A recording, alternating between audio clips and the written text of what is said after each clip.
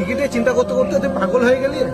আর ডাক্তারও দেখাচ্ছে না তোর মা বাবা। দাঁড়া, তোর মা বাবার সাথে কথা বলছি আমি। না রে ভাই, আমি আজকে 30 টাকাতে টিকিট কাটবো। 1 কোটি টাকা যদি পরে পরে আমি একটা বিয়ে করবো, নেপালি মেয়ে থেকে বিয়ে করবো। বিয়ে করে যখন বাজার দিয়ে নিয়ে বেরোবো না, সব বেদু মহানগরে যেন হা করে দেখা। একটা সত্য।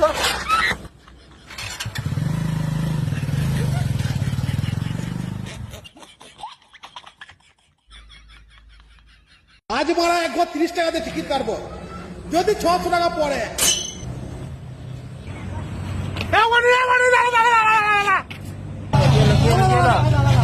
বনি ভাই আজকে না 30 টাকা।